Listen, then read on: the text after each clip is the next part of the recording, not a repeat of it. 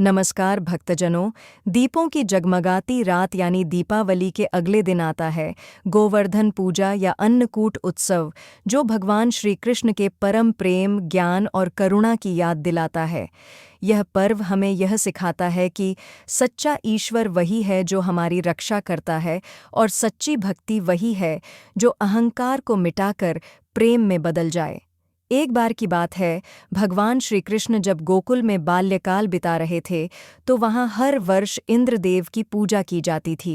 गोकुलवासी मानते थे कि इंद्र ही वर्षा करते हैं, और इसलिए वे उनकी प्रसन्नता के लिए यज्ञ करते थे। तब छोटे से कृष्ण ने अपने बाल सुलभ लेकिन दिव्य स्वर में कहा, माताजी, पिताजी, हम इंद्र की पूजा क्यों करते हैं? क्या वर्षा केवल इंद्र की कृपा से होती है या हमारे कर्म और प्रकृति के सहयोग से? सब हैरान रह गए। कृष्ण आगे बोले, हम गौ पालक हैं। हमारी जीविका गौ और गोवर्धन पर्वत से चलती है। हमें उस पर्वत की पूजा करनी चाहिए जो हमारी गायों के लिए घास देता है, जल देता है और हमें जीवन देता है। गोकुलवासियों को कृष्ण की बात सही लगी, और उन्होंने उस वर्ष इंद्र के स्थान पर गोवर्धन पर्वत की पूजा की। जब इंद्र को यह समाचार मिला कि गोकुलवासी उसकी पूजा नहीं कर रहे, तो उसका अहंकार भड़क उठा। उसने कहा, इन ग्वालों ने मेरा अपमान किया है। अब मैं इन पर ऐसा प्रलयकारी वर्षा करूंगा कि इनका नामो निशान मिट जाएगा। और इंद्र ने गोकुल पर भयंकर वर्षा शुरू कर दी। बिजली कड़कने लगी, बादल गरजने लगे, गायें कांपने लगीं, बच्चे रोने लगे, पूरा गोकुल जलमग्न हो गया। तब सभी गोप और गोपियां दौड़कर कृष्ण के पास पहुंचे। कन्हैया, हमें बचाओ।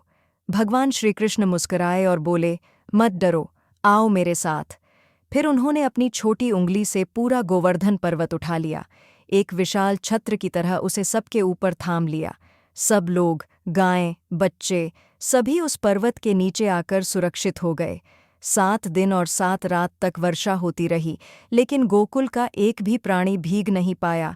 इंद्र ने देखा, यह तो कोई साधारण बालक नहीं है, यह तो स्वयं परमात्मा है। वह तुरंत गोकुल आया, श्री कृष्ण के चरणों में गिर पड़ा और बोला, प्रभु, मुझे क्षमा करें, मेरे अहंकार ने मुझे अंधा कर दिया था। कृष्ण ने कहा, इंद्र, सच्चा देवता वही है जो अपने कर्तव्य से सबकी रक्षा करे, न कि अपनी पूजा की अपेक्षा रखे। उस दिन से गोकुलवासियों ने संकल्प लिया कि हर वर्ष इस दिन गोवर्धन पर्वत की पूजा की जाएगी और उसे अन्न, पुष्प, दूध, दही, घी और मिठाई अर्पित की जाएगी। इसी कारण इस पर्व को अन्नकूट उत्सव भी कहा जाता है, जिसमें अनेक प्रकार के व्यंजन बनाकर भगवान को भोग लगाया जाता है। गोवर्धन पूजा यह सिखाती है कि प्रकृति, गाय, जल और पर्वत सब में ईश्वर का वास है। जो व्यक्ति इनका सम्मान करता है, वही सच्चा भक्त है। प्रातःकाल स्नान कर गोवर्धन पर्वत का प्रतीक बनाते हैं। गाय के गोबर से पर्वत बनाकर उसे फूलों, पत्तों, दीप और मिठाइयों से सजाया जाता है। फिर गोवर्धन जी की परिक्रमा की जाती है। 7 बार या 11 बार घूमा जाता है।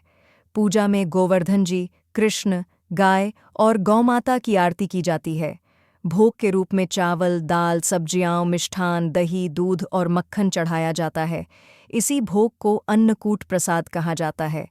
फिर सभी भक्त उस प्रसाद को प्रेमपूर्वक ग्रहण करते हैं और कहते हैं, गोवर्धन महाराज की जय, जय श्री कृष्ण। गोवर्धन पूजा हमें यह सिखाती है कि सच्चा धर्म पूजा नहीं, सेवा है। प्रकृति की रक्षा, गौ सेवा और अहंकार का त्याग, यही भगवान श्री कृष्ण का संदेश है। जैसे उन्होंने गोवर्धन उठाकर गोकुल की रक्षा की, वैसे ही आज भी वे हर भक्त के जीवन से संकट उठाते हैं। यदि वह सच्चे मन से गोवर्धनधारी का नाम ले, तो भक्तजनों, दीपावली के अगले दिन मनाए गोवर्धन पूजा भक्ति, सेवा और प्रेम के साथ। जय श्री कृष्ण, जय गोवर्धनधारी।